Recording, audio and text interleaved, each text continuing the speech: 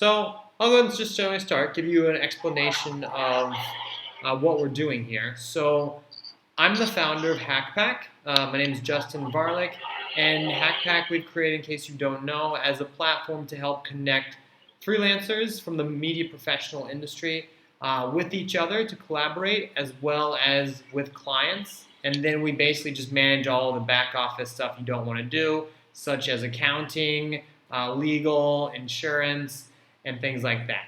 Most recently, we added an insurance to cover anyone who works through the platform, and with an approved client, they're covered with insurance whether or not they go somewhere.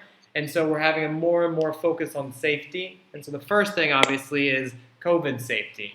In 2 weeks, so that's what we're doing first and foremost, is our very first ever Freelance Hacks. We decided that'd be a really good idea to bring some great members from HackPack to share their experiences, either on projects they've done with us or projects they've done with other people, and share it with the overall freelance community and journalists around the world. As I mentioned, this one's focused on COVID. In 2 weeks, we're going to have another one and try to go every 2 weeks. And the next one will be focused on covering protests and dealing with police, ensuring your own safety during those specific moments. So basically, we'll try and retain questions for the end. We'll have 15 minutes afterwards. If you have questions, go ahead and write them in the chat itself, and then I'll go ahead and be able to pull those up as we're going along. Okay? So, to start us off, why don't we have Lise and Aleksandar introduce themselves, quick background of what they do, what they focus on, a little bit about what they do and have done with COVID-19, and then we'll get a little bit more deeper in what they've been doing recently. Okay, so Lise, do you want to start, please? Yeah, and thanks to all for taking your time to spend your time with us now. My name is Lise Hermann. I'm a freelance journalist originally from Denmark, and I'm based in Ecuador. I've been in Ecuador for the past 5 years. And before that, I've also been based in Colombia and Bolivia, and actually also I started my freelance career in Mexico as many years ago. I'm as a freelancer, I work. My mother tongue is Danish, so I work for many Danish media, but also media from other Scandinavian countries, and some international media like, for instance, Deutsche Welle, Al Jazeera, and actually during this COVID coverage, I also started to work for New York Times on the Dark Magazine and some other international media. And my experience with the COVID, actually my only experience in this COVID context as a journalist outside my home, was going 10 days to Guayaquil in the worst moment of the coronavirus pandemic in Ecuador. So it's a quite extreme experience, and I think it's probably the hardest I've ever done during my 12 years working as a journalist. Yeah, that would be my introduction. Wonderful. Aleksandar, can you introduce yourself? Yeah, hi everybody. I'm Aleksandar Djordjevic, a journalist from Serbia, Belgrade, Serbia. I am based in Belgrade and mostly covering Serbia, doing investigating reporting.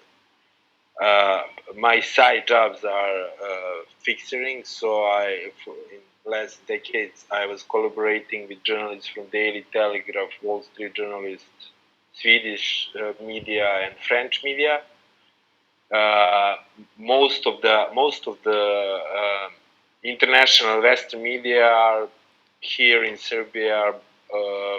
They are mostly interested in the Russia and China influence politically or economically here in Serbia. And this year I was covering with Justin COVID. For me, it was a new experience. I had some dangerous situation in my in my professional career, but this is something totally different and new for all of us. So I will be very glad to share my experience with you. Wonderful. So basically, we're going to make this more or less a round table. I'll go ahead and lead the conversation, asking Lise and Aleksandar different questions. And then if you all have questions, please go ahead and write them into the chat in the Google Hangout, and we'll get them at the end. If you have something super important that matches right there, we might be able to pull it in right at the time, but we don't want to have too many distractions going on. We'll have 15 minutes at the end or more if they choose to keep responding to them. So basically, chronologically, I think the number one thing when you're trying to figure out whether or not to cover any story, especially one that has risks, is to develop a general analysis and assessment of what may be going on and doing that. So I think Lise specifically has a very unique situation because she went into a new location at a very dangerous time. So Lise, can you describe to everyone basically your general process of one, getting interest to do a story, but then what did you do then to assess the risk and decide whether or not it was worth the risk? Yeah, of course. Well, first of all, I think it's very important the thing to decide about whether or not to do the assignment, because I think in this context, this is really maybe more important than ever to make sure you really want to take this risk. Are you really aware of the risk you're taking? And it's also okay not to accept. It's also perfectly okay to say no. I know very many professional police who have had very good offers that they had not accepted because they thought it wasn't worth the risk.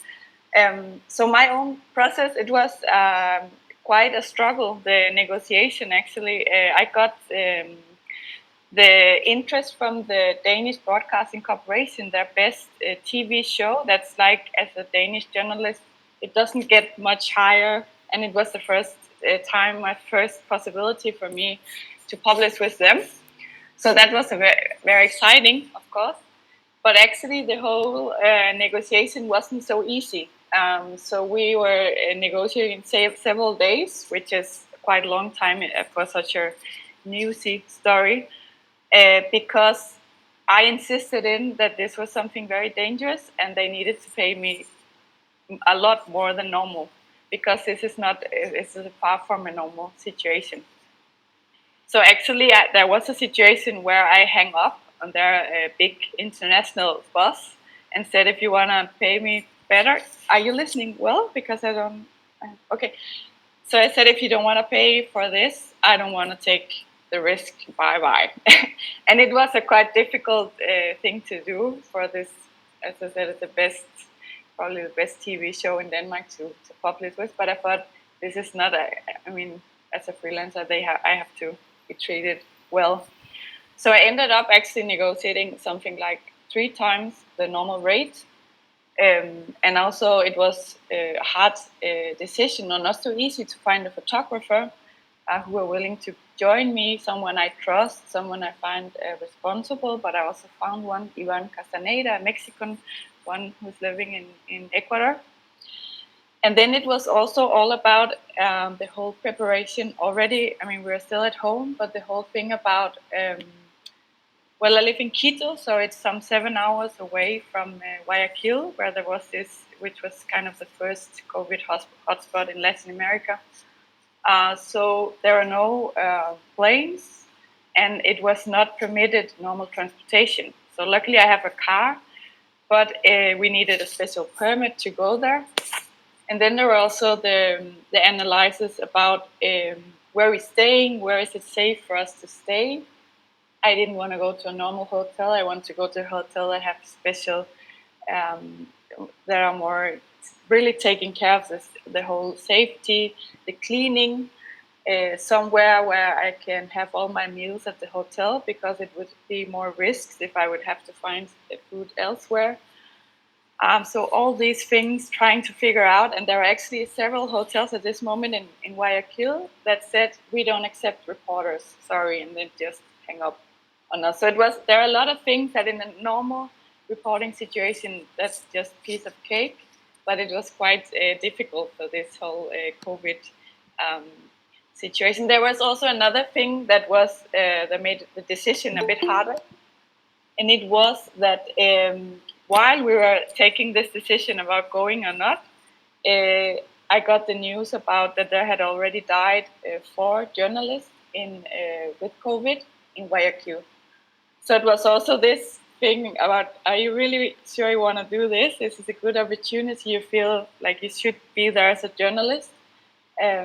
But also seeing their colleagues dying, it's also quite an extreme situation. So all these were all the thoughts before. And also already before leaving my house, we had to make the whole exit strategy for going back. I have a roommate, so I had to negotiate also with this media that when I would come back, then they would have to pay for 14 days where he should live somewhere else, or I should have gone somewhere else. And also, actually, I negotiated them to pay me for my 14 days of quarantine because I would have to stay at home. The deal was then that I would be available. They could use me in these 14 days, and then also the whole testing. Also, I took COVID test when I came back I ended up spending 10 days in Guayaquil, and also who's paying for the testing? Are the tests available? So there are a lot of. It's a very, very big analysis. You have to make a lot of things, a lot more things, and also we bought all the personal protection gear before leaving Quito, also because we weren't sure if you could get it in Guayaquil. And for instance, to be sure that you have several suits so that you're able to wash them and change and all that. So it's a lot of things. You have to make a whole plan and be sure you don't forget about anything because you really don't want to go low on the safety on this. And was there anything specific that helped you kind of organize your thoughts in advance and like help you figure out, I need to be caring about having X amount of suits, planning and analyzing all these risks? Was there anything that helped you with that, Lise? Yeah, I also want to mention that I think maybe there are even some of my colleagues from this. I went lucky to go on the risk course in November, which is a course, risk stands for Reporters Instructed in Saving Colleagues. It's a safety course for journalists organized around the world. And I felt it helped me a lot in the way of organizing and thinking it the whole way through. So it's about all the things you have to do before leaving your house, all the things you have to make sure you do every day, all the time, and the things to be very systematic about it. And also to have this exit strategy. Another thing I forgot to mention, what if you get sick? Who's paying for that? Where can you go? To have all this. I also had a long list of emergency contacts, people who knew where I were and which time, and people who would be checking in on me, all this kind of things. And that course, that helped me a lot to be more systematic about it, because that's really necessary in this kind of situation. And what did your friends and family think in relation to you going and working on this? And then how did that influence your final, what was the final reasoning for you to take that risk, I guess, in your mind? Those two questions. Yeah, it was a difficult decision and situation. I had actually a small episode with a good friend who got really angry with me and said, "Are you totally crazy? You want to go to Guayaquil? We all told to stay at home, and I mean, what are you thinking about? Are you out of your mind?" But actually, it helped me to be even more detailed and make sure I was really thinking about all the details in this. But I think, and also, of course, my family, I didn't feel very well about telling my parents about this whole situation. But on the other hand, I'm also a journalist, and I also felt very frustrated, and it felt wrong of me I have lived for 5 years in Ecuador, and this situation in Guayaquil, I'm sure all of you have heard about it. It felt wrong not to go there. Also because there were this there were a lot of people thinking maybe it's fake news. This is not really going on. So I felt okay. I'm an international journalist. I almost felt like ethically I had to go there. I had to do it in a very safe way, but I couldn't look myself in the mirror after this situation, having taken the decision of not going there. That was like what helped me to make the final decision, but it wasn't easy at all. It took me several days from when I got the first interest mail until I finally decided that the right thing for me was to go. Wonderful. So Aleksandar has a very different experience, which is great because you both complement each other very well. So, and honestly, I don't think most people will end up going for that long of an extended time into such a horrendous. Hopefully, there won't be that much of a horrendous location with COVID anytime in the near future. If you are listening to Lise. However, most people will probably be more around Aleksandar's specific scenario where well, can you just basically describe kind of what exactly it was you were working on, how long was the shoot, and then kind of give a little more description on your process to get it organized, because especially from a fixing point of view, what I found was that you being able to get the actual interview set up and the access that you got was pretty rare, and basically no one else around the world that I worked with was able to get that access. So can you just talk a little bit about, one, the report you guys worked on, and then the preparatory process, getting access to it, and learning about the type of things that you should be doing to keep yourself safe and your decisions before the actual shoot. You're on mute as well, yeah.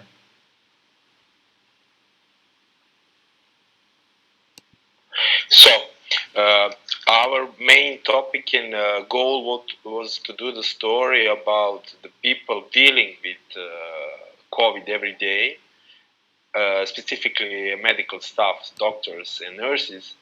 And everybody was talking about doctors, and my idea was to do the story with about the nurses, because they are dealing with the patients all day long. Doctors are there just for a few minutes doing their job with the patients, but the nurses are actually the real hero of COVID and taking care of patients all day long. And before trying to find a different angle and to do something interesting, I was doing my research on the social media, and I found three members of family members doing a nursing job in the one hospital, in intensive care of Belgrade hospital. Actually, they were dealing with the first COVID patients here in Serbia. It was husband, wife, and husband's brother. So three of them all together. But after a while, I got in contact with the hospital. I needed official permission from the hospital to do the cover of these their employees. And unfortunately, they told us that we are not allowed to do the story with these people. We can do it, but not inside the hospital. And they told us that they will provide us nurses. They wanted to do the story about the nurses, that they are more experienced, and we had two options: to do our story about the family dealing with COVID in hospital, family of nurses, or to get inside intensive care, because they told us, yes, you can shoot inside the hospital, inside the intensive care of the hospital.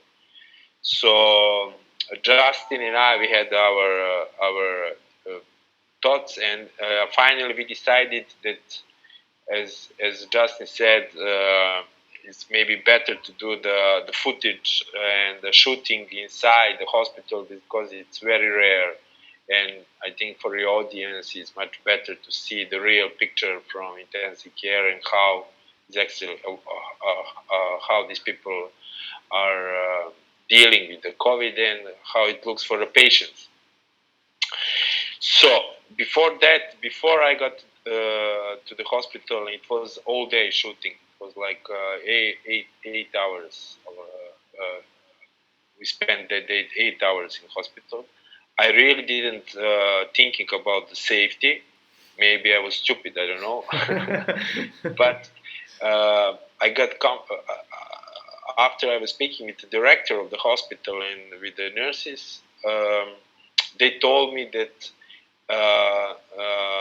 no doctors, there were no doctors and medical staff ever got infected in this hospital. So for me, that was good enough to feel safe and to do the shooting. I was not only thinking about myself but of my crew. It was two cameramen, so I didn't want them to force to do that. I asked them, "Are you're totally free to say I don't want to shoot inside the hospital, inside intensive care?" They said, "No, we are fine with that." But for me, the biggest comfort was that actually the director of the hospital said that if we are doing all the safety measures they are saying to us to do, we are safe. We don't need to be scared. And in the end, I was saying to myself, if all these doctors and nurses are doing this every day for months, I can do it for one day. So that was my thoughts. Yes, you're very fortunate to have experts of that caliber and be able to kind of give you exactly the right directions. And then did they also provide all of the necessary equipment and suits as well for that? And you just use their own equipment? Yeah, I don't know if you can show the pictures, but we had all equipment, like from bottom we had our safety shoes, safety clothes, safety hats, two types of mask, gloves. So we had our disinfections material. So we were safe, and from another point of view, it was actually very useful to see how it looks to be there and how we actually put ourselves in the skin of these doctors and these nurses. So. And so if you want to see what it looks like, there was a photo that Aleksandar shared, and that's the one that we use on the event everywhere. So that's what they were fully dressed up and wearing. And I'll send you just look at the event link itself. Yeah. But in the end, it was a traumatic experience. Really, I was dealing for these 10 years covering corruption and organized crime in Serbia, and my thoughts was always in that direction when I'm doing a assessment. If this is there any risk of doing the story? I was never actually dealing with the diseases, so this is totally new experience for me.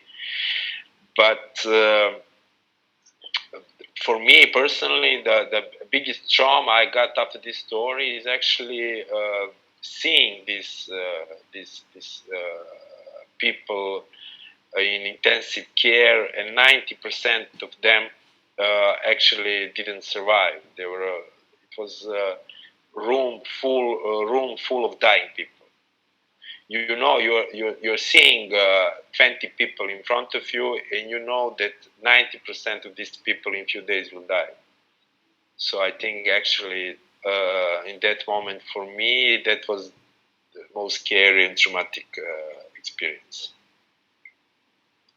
After that, after we finished the shooting, some doubts started,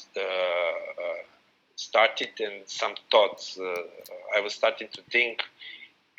No matter that I was doing all the safety measures they told me to do, you have your doubts, you have your thought that maybe there is at least 1% of percentage that you can actually be infected. So I didn't feel so comfortable, at least for 2 weeks after that. And after 2 weeks passed, I was feeling really relieved. because that is the period of incubation of the virus. Mm-hmm. Awesome. Ironically, 1 month after that, I got sick. As Lise said, like when you're totally concentrated not to get sick, you're okay. But when you're feeling relaxed and actually, but you cannot predict it, something like that. Yeah. So after that, I got sick from COVID, and I was in my isolation in my bed for 1 month. So. Yeah, so we'll go into that in a little bit later. So just a quick sneak peek, and Aleksandar will share a lot more about what it's like to be sick, how to recognize it, and what to do when you are. But I want to kind of stick with that's very clear, like what to do in advance. Get advice from the experts, do a full risk assessment, negotiate well on price, and that's one thing that Aleksandar and I didn't really think about either. Is after Lise said it, like, oh yeah, that's absolutely what we should have done as well. Is that you understand. Instead of the cost of doing something, think of the value you're providing that specific client, as well as the additional risks, and then the potential lack of work, and evaluate all of that together into the price the client should be paying you, and using that to negotiate with. And that's something that's a good thing for everyone to learn from this overall process in of itself. So now I'd like to go into a little bit more about how did it actually go about reporting on the ground? Lise, can you talk a little bit about what it was like to be also in all that gear, reporting on the ground? What did you do specifically from leaving your hotel room, where I suppose everything was hopefully as safe as possible, to getting to the site, to ensuring the interviewees were safe as well? Oh, you're muted right now, please. There you go. Just before going into that, I have a small comment to what Aleksandar said, and something I forgot to mention about this after coming home. Actually, that's also something that's been difficult for me. Well, I didn't go to see to the intensive care of the hospital because it's almost impossible to go there in Ecuador. But we did see a lot of dead people and coffins, and it was like a kind of traumatic experience as well. And something I think where I maybe have failed, or how to say, or I didn't think prioritize that so much, was this like the psychological aftermath. And that's also like maybe I should have incorporated to speak with a therapist or something like that, because it is a quite strong experiences, and I think as journalists maybe we tend sometimes to think as ourselves as these superheroes. We don't need this kind of things, but in this kind of situation, and that could also be other kind of risky or situation where you have to deal with death or something, then that's also good to think of afterwards. That was just a small and one thing to mention on that as well, there's a great organization called the DART Center. They're formed, I believe, in Colombia Journalism School originally, and then it's kind of like spread throughout. And they focus specifically on dealing with trauma and journalists who've dealt with trauma, either conflict or something like this. I'll share the link afterwards as well, and I think it's something important for one, having a group to discuss what you've seen and what you've been a part of. But then also they have resources, which a lot of people, exactly said, didn't really think about in advance and didn't understand that'd be something to be concerned about until afterwards. But Lise, can you start off and give us a little description as well as like what was the situation like when you got there to help everyone understand better what it was like? Yes. So there is some noise. No, it's better. So how did we deal with this on the ground? There are some things, I mean, from the whole planning of the day-to-day, that's different than there is some kind of noise from Aleksandar. So, for instance, I wouldn't plan such a pack, even though, of course, you want to have all your material. You're on this very special place. Maybe there are not a lot of. There are actually practically no other international journalists in Guayaquil while we were there, and even the local journalists, they stayed at home because they were scared after their colleagues started dying. So it was like you felt, okay, we really have a responsibility about reporting on this. But at the same time, you need more time for everything. So we we're making sure we had like a morning program and an afternoon program. And so it would typically be in one specific location and with one person.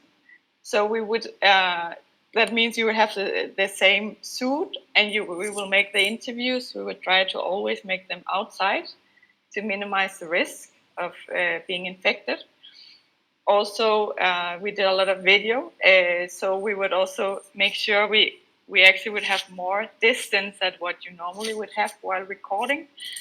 So of course there are some things that it's just harder with, especially with the sound.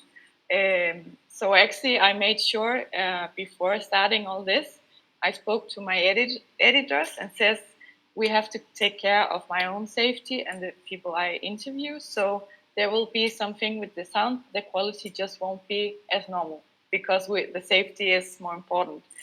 So that was one thing we were very clear, and also all the editors said it's okay, you don't take any risk, and we just have to figure out what we do with the sound then afterwards. So we would have more distance than normally.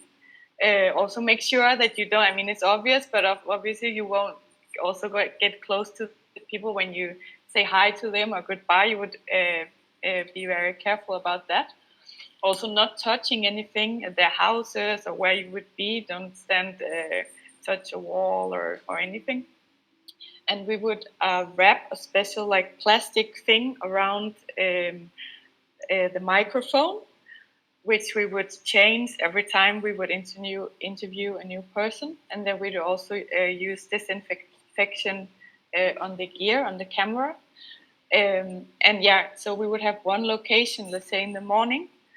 And also, where you would make sure you have a good meal before going, drink well, because in Guayaquil it was very hot, so you really need to hydrate very well. And it's very difficult, if not to say impossible, to drink water on the go, because how do you make sure you don't get infected while drinking? So you would have this morning. And Lise, I think it's important to also mention like the process of from leaving the hotel until you got there. Like, what were you're wearing the entire suit, right? Yeah. So we left all the safety equipment always in the car, so we would never bring it to our hotel room, and then we would always wash our suits. So we had several suits, and we would change the suits normally twice a day. So you would always make sure not to go from one possibly infected area and you could possibly infect someone else. So we would have like the normal clothes leaving our hotel room, and then we would start in the car we would put on our safety equipment when leaving the hotel actually. Sometimes Guayaquil was really hot, like 35 Celsius or something. It was extremely hot and uncomfortable, but we just agreed with the photographer that we had to be really strict on this, and we helped each other actually. Sometimes when one would be very tired or something, you didn't feel like putting on the mask or the gloves or something, but then the other one would say, hey, don't forget about, remember we're in this situation where there are more risks. So we would always leave the hotel like that in the car. And then, we would, our days, we wouldn't be able to do the same amount of footage as normal in a normal situation. But that was also a thing like to clear with the editors and also because of you have to think of all these things and you are maybe worried or scared of the whole situation, you simply just also get more tired. So you're not able to work that well for the same amount of hours. So, and also one thing is to work and to be able to ask questions and so, but also to be able to take care in the way you need to do in this COVID context. So that all those things we're trying to think of all the time, and also in the team help each other. If somebody forget about something, then don't hesitate of telling the other person. And then there's another detail with the sound. So we agreed with the editors on this sound that would be lower quality. And then also, maybe it's obvious, but something very important is, of course, you would never use a micropod, what you normally would do for interviews, because then you would have to go very close to the person interviewing, and you would risk on getting other people affected by moving around the microport.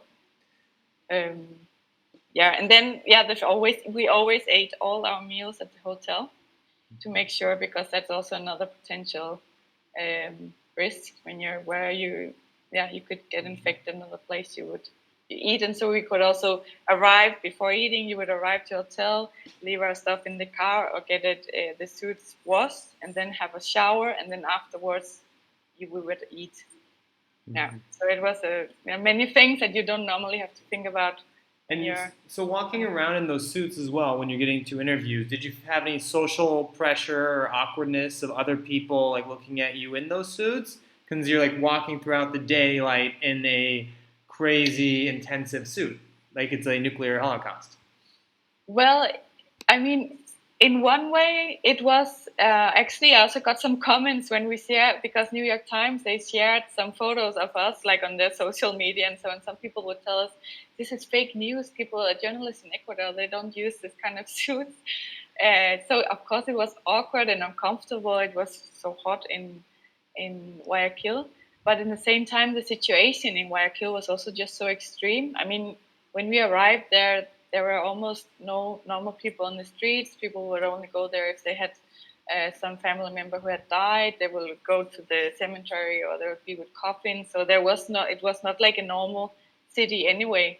So in that way, it was kind of, I mean, because we also saw other kind of workers, not journalists, but somebody working at the funeral homes and this kind. They would also wear.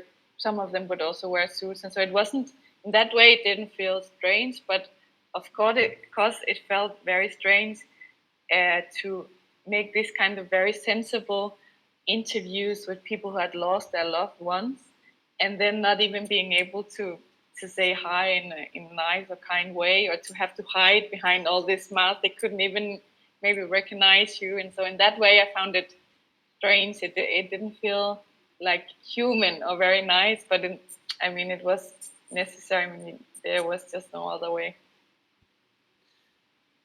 And so you talked about the difficulties with sound.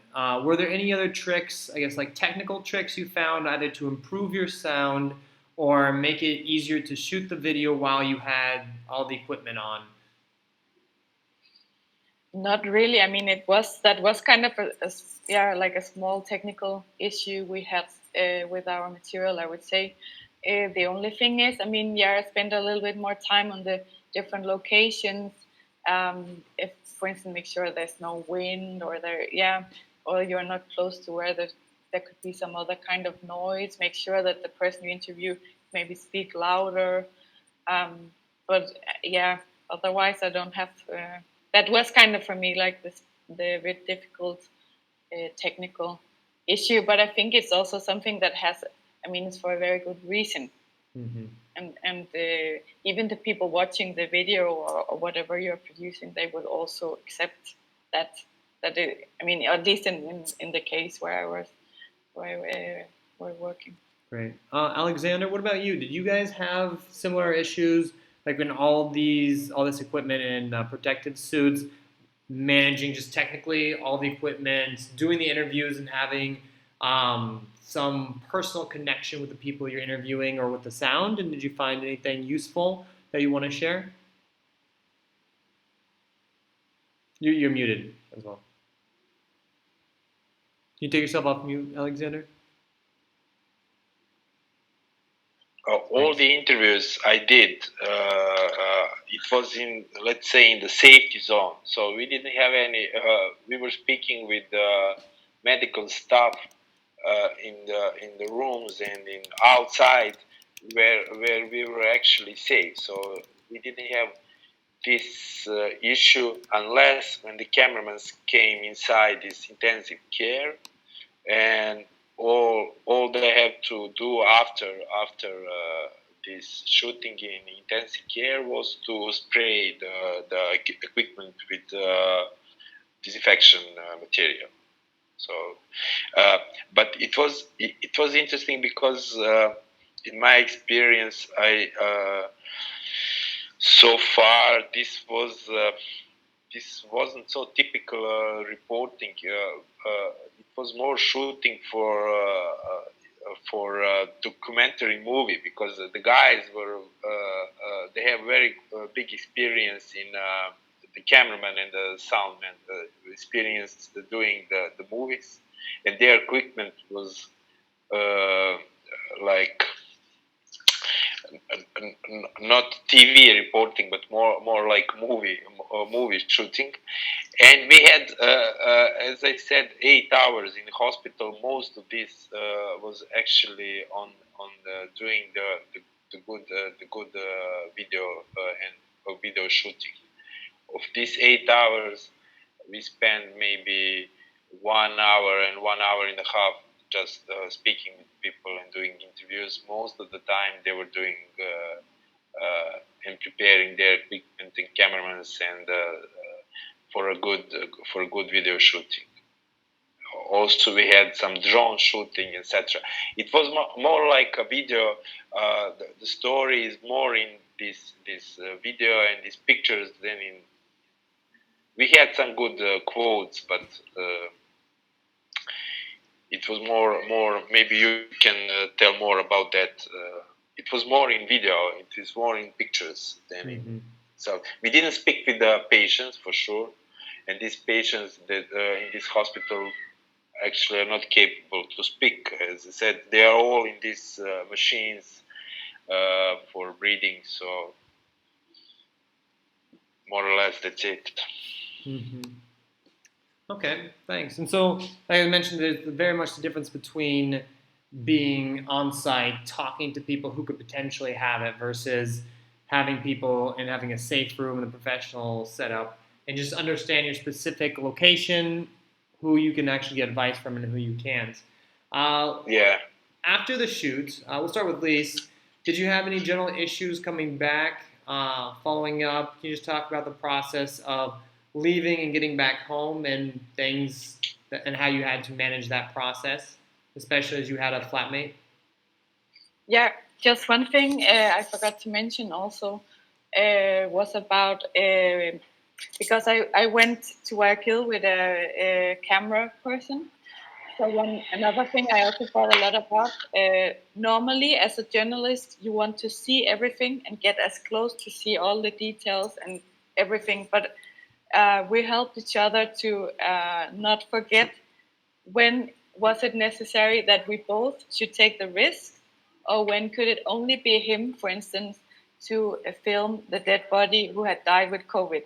So that was another thing that where I also tried to take, I mean, to step out of the normal way of thinking as a journalist and say, okay, I actually don't need to see this dead body. It's okay that I see it on the video, and then it's still responsible in an ethical, journalistic way or so.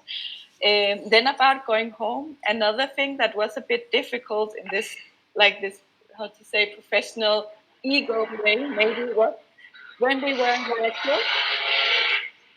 So there is some noise again. So when we were in Guayaquil, we actually went there on this assignment for Danish Broadcasting Corporation was maybe around 4 or 5 days. They hired us. Then on the road, we got hired also by New York Times, and of course we accepted. But there kept on coming offers.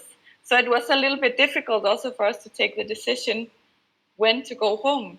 Because as a freelance journalist, you say, oh, wow, we could also work for this Canadian broadcaster. What about, there are also some other European media. There were a lot of offers because there were no other international journalists. But then we agreed on, okay, 10 days, that would be our limit, because it's also about how long are you exposing yourself for this risk. So even though we had these good offers, we said, no, we agreed on in the team. And also we said, even if we don't agree, if one wants to go home, we go home.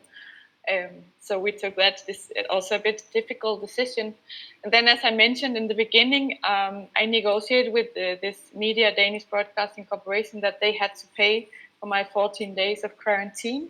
So I also agreed on that they had to pay for alternative housing of my roommate or of me for these 14 days, because it wouldn't be safe for us to live in the same house.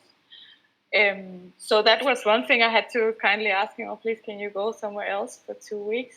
And he was nice and said, okay. And then I stayed at home. I had somebody also to deliver food from my house outside in safe distance.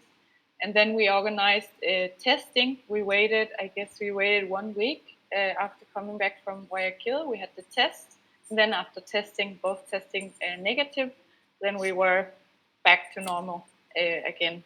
And during this quarantine, as I had negotiated also, then the deal was they paid me some smaller fee for this period of time where I wasn't able to go somewhere else. And then the deal was that I should be available for them. So I did some different kind of live interviews from my home in Quito. So also the media, I mean, that was a way also they felt they got something back. And it was also in my interest, of course, of getting more coverage. And so in that way, it was positive. Yeah. But a lot of things also to think of after coming home in comparison of other kind of assignments. Mm-hmm. And so, Aleksandar, can you talk a little bit about your process then? After the shoot, was it feasible to get testing? What's the general testing process in Serbia? How did you feel afterward? And we'll talk about later on. And you're on mute. No, there were no any need for me and for my crew to get any testing after this shooting, because as I said, we took all safety measures. We asked the doctors and director of the clinic of infection intensive care if we needed to do some testing. They said, no, you're okay, you're safe. So it was like that. But you cannot say to yourself, like, you always had that doubt that there is maybe small possibility that you are infected. So I wasn't in any quarantine and isolation that time, and we didn't get any infections. But as I said, I didn't feel so comfortable, especially living with my girlfriend, meeting with my friends. But it was all only in my mind. Everything was okay, and I think we didn't take any risk, because we took advice from the experts in this field, and everything was fine. Yeah. And I just have a small comment, something like maybe where our situation or stories varies a bit. Something I found difficult was this, that we were on our own in as a difference of how you worked at the center. So this thing that there are no doctors, nobody looking at you and saying, hey, you're doing things okay, or that's okay the way you're taking care of the equipment or so. So I think because of that, we just chose to take as much care as possible, because it was so new, everything. So it's not that, who do you ask? And so, Lise, did you even have anyone to demonstrate how to properly put on the bodysuit? Because I'm assuming, Aleksandar, the doctors and nurses were looking at you and showing you how to properly put on the protective equipment, correct? Yeah, it was like that. So everything Lise, we did that day, it was actually supervised by doctors and nurses. Yeah. So Lise, how did you figure out like the right way to take it off versus not? Supposedly you're supposed to, there's a specific process of taking it off in order to not make any other portion infected. One more thing. They told us they actually most of the medical staff get diseases was actually on the moment taking off the safety equipment. Yeah. So this is the crucial part. How you take off this equipment from you? So Lise. Yeah. Well, actually, for us, it was, of course, we both had some kind of courses. As I mentioned, I had this risk course where there are also some part of first aid. There are some parts you can relate. It's not that nobody of us have ever been over how to work in a pandemic course or something, but also the cameraman Ivan, he also had been of some first aid courses. So we just tried to. I mean, of course, we also tried to ask. I remember I contacted a doctor before leaving, but of course we couldn't go and see each other personally.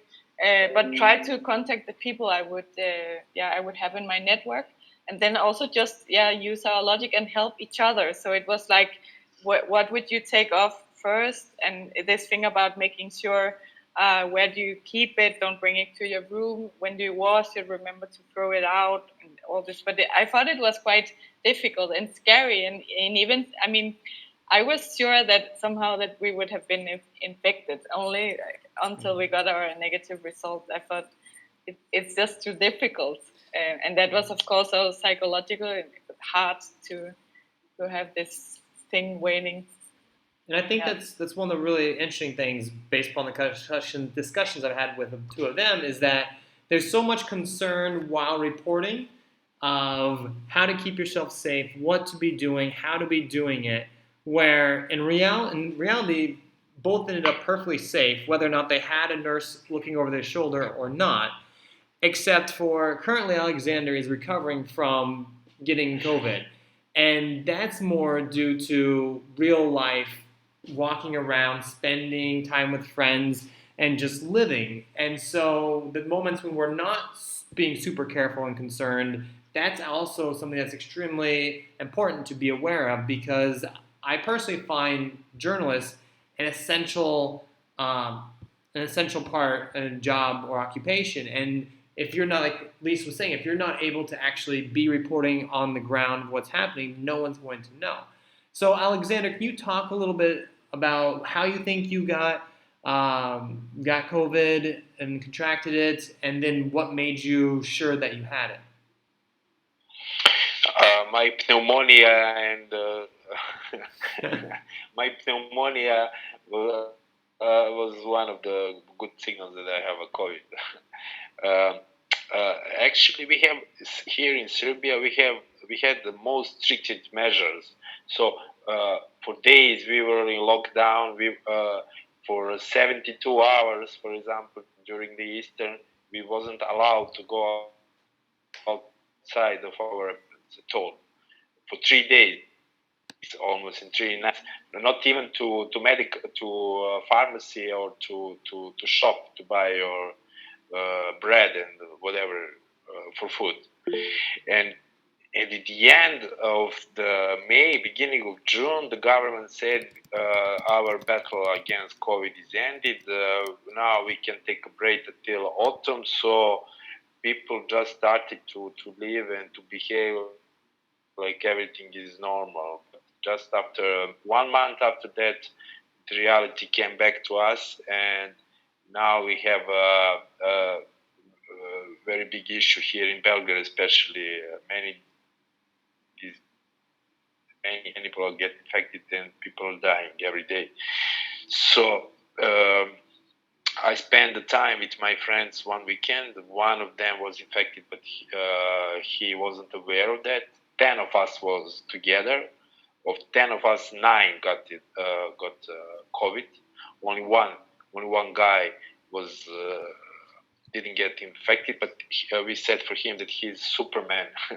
he was climbing on a Himalaya. He's diving 30 meters in the sea. So maybe his good body saved himself from COVID. But from 10 of us, 9 got disease.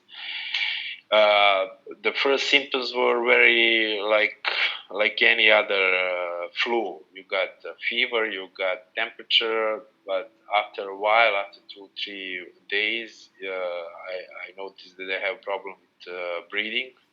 I went to hospital, to doctor, and they told me my diagnosis was pneumonia. And for 14 days, I got temperature and pneumonia. And now it's 3 weeks,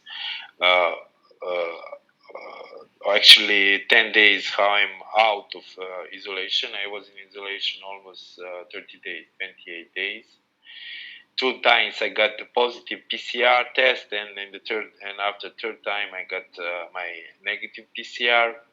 So I don't know if there is no story about this COVID experience, and a lot of examples of the people, healthy and young people, died. You would feel, and I would feel like any other disease, like any other pneumonia. I wouldn't feel so scared. But as Kylie said earlier, when you're reading all these stories and you got this media all world talking about this, you're not feeling so comfortable. You cannot say to yourself it's going to be totally fine, don't worry, because you heard all these stories that actually are very scary, But after a while, and good medical care, you in the end you survive. Now I feel a little bit tired. I can tell you that the after COVID, you don't feel like after, especially me. I don't know. All my friends, they didn't get any big symptoms. They had only temperature for 1-2 days, and after that they feel fine. I got pneumonia, and all I can say that my recovering period will last at least 1 more month. So if you have any questions, you can ask me if I can help you to protect yourself or to know what you can expect. Just shoot and ask. Is there anything you did that you feel especially helped your recovery to either speed it up or made you feel a lot better while you're recovering? There is no cure for this. A lot of vitamin C, a lot of vitamin D. I was taking a lot of antibiotics, but not in order to cure COVID, but actually all these antibiotics you're taking while you have a COVID infection is actually to protect, as they call it, super infections. If because all your body is fighting against COVID, the virus, so it's very easy for you because you're so weak to get a bacteria infections. If you get bacteria infection, and it's very easy to get it while you're fighting against COVID infections, it can be fatal for you. Actually, that's why I was taking a lot of antibiotics. One of my friends, and besides antibiotics, vitamins, and all they're saying to you is to just be calm, lay in your bed, take a lot of liquids, vitamins, and be patient. Katerina was asking if you took any anticoagulants. Yeah, for sure. For sure. It's for blood, yeah? Yeah. Yeah. It's like a blood thinner, I'm assuming. And I'm still taking. Yeah, I'm still taking because when they took, because it's a very big risk. If you have a big infection of COVID, it's a very big risk of thrombosis. So, and I saw my blood; it wasn't liquid at all. So they told me to take a lot of liquid and to take aspirins, and not to take any physical, just to be calm, and not to and to try to calm my body as much as I can. Yeah. Great. Is there any other last suggestions or words of advice you guys want to offer before we go ahead and go into the questions? Either Aleksandar or Lise, from your entire experiences? Maybe I would just repeat what I said again. I mean, of course, it depends on how exactly what kind of COVID. I mean, how chaotic or how high the risk is. But remember that it's also okay to say no. I think as journalists, I mean, just remember your own safety and health is the most important, and also to remember to when you choose your team.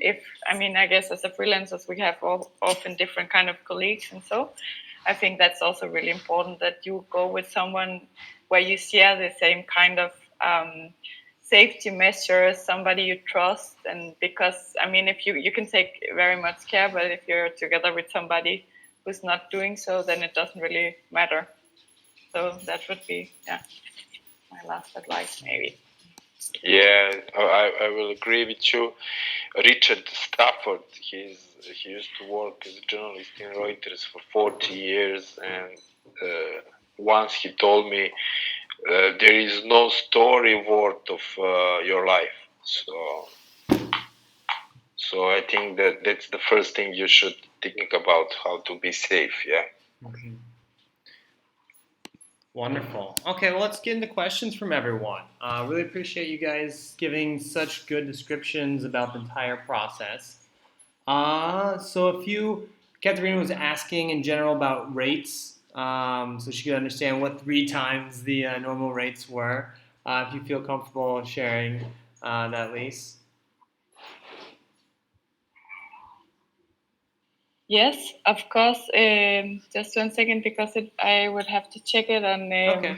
So yeah, while you check, we'll continue on and ask Aleksandar, how did you drink and eat when you were working for those 8 whole hours?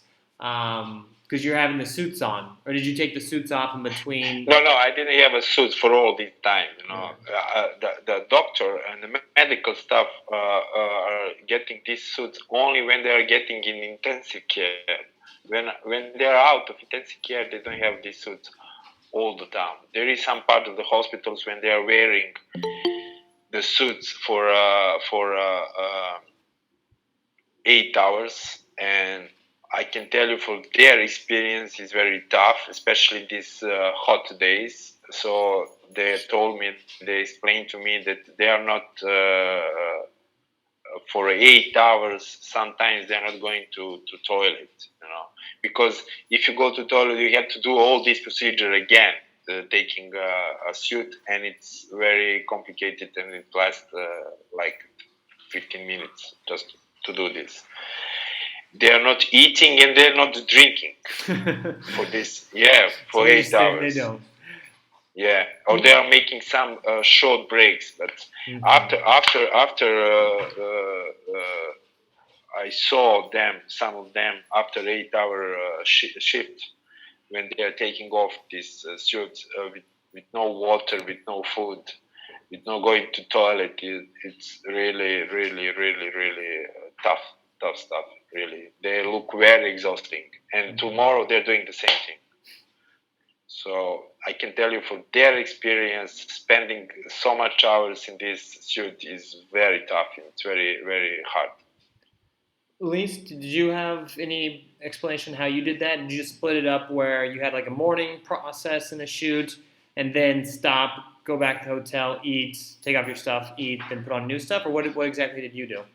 Yeah, well, about eating, that's what we did. So we didn't eat at all on the ground. So it was, and we made sure to plan our day so that we would always go back to hotel and not eat anything until after we had taken off the personal, the whole suit and everything, and after having taken a shower and changed clothes. Sometimes we would have to drink water because, otherwise there could happen some other health issues. So we would make sure that, like, the way you would have on wear your gloves, how you would take off the masks and everything. But I felt that was kind of, for instance, if you have a water bottle, you have to open it. How to make sure to do? For me, that was kind of on the limit of a bit more risky or so. And again, we didn't have any doctor or somebody to have a look if we were doing it okay. So, but I mean, it could be difficult not to drink water at all during those hours. Did you get a chance to look up the Yeah. rates? About the rates? Mm-hmm. Or did you have another comment? No, about the rates. Yeah, please. Okay. Yeah. Well, I don't mind sharing my rates in that way. For the question about this 3 times higher rate, so we agreed on something like a bit more than $3,000 for 10 minutes video. I don't normally actually do so much video, so it's but it was 3 times what they normally this particular broadcasting company normally pay. And then it was also they had to pay 800. They had to pay me around $800 in the quarantine, and then they had to take care of both our tests and our personal protection equipment. They also had to pay, of course, our hotel and transportation, and the alternative housing for my roommate. And one of our other assignments, they would pay between 350 $500 per day, which is also good, I think, but more more towards the normal rating, maybe. And then Katerina was also asking about whether you had goggles and the mouth mask separated, or like a one piece, one piece all-in face mask instead of combining several pieces. Like, what was the face mask situation like for you two? Do you have any experience with either of them? Or I can let Katerina ask, because I don't really necessarily know what she's. Sorry, we had I had this N95. I think I had this half mask, and then I would have actually I had kind of normal sunglasses, but also I wasn't having to work with the camera.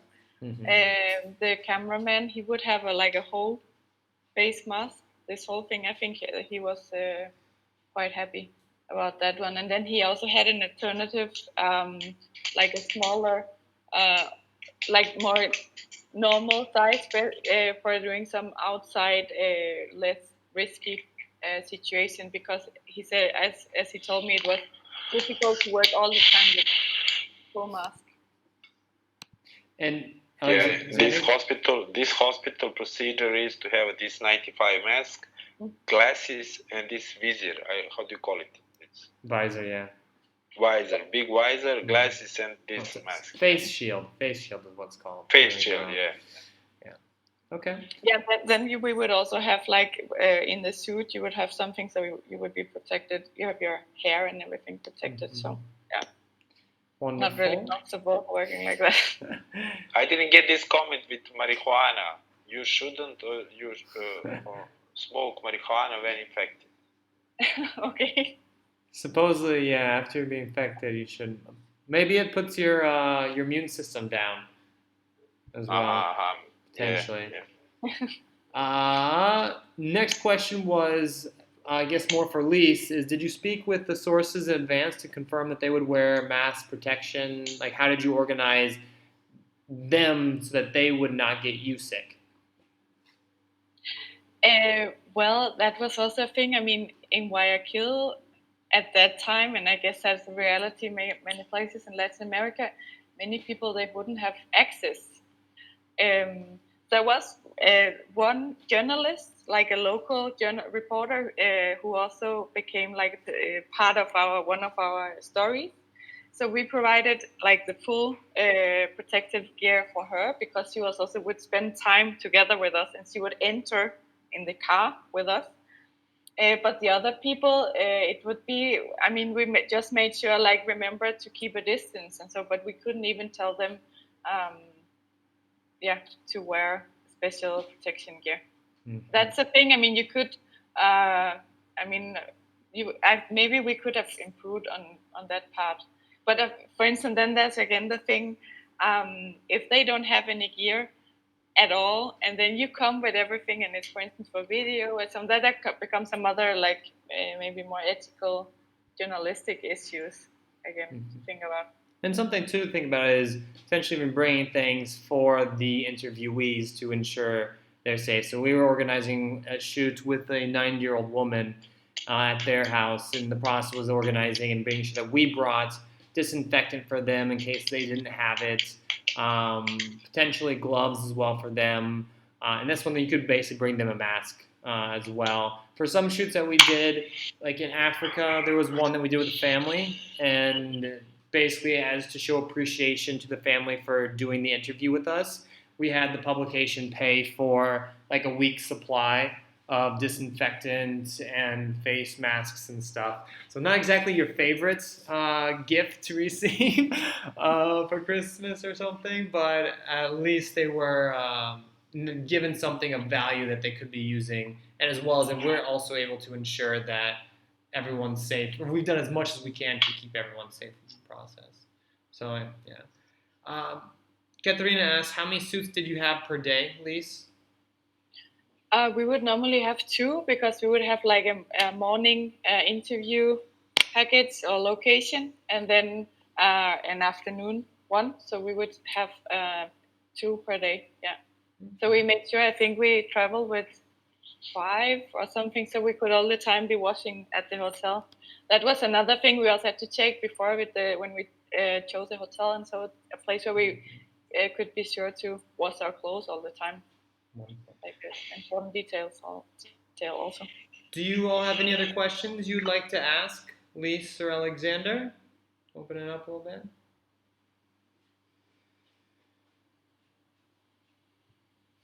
Anything?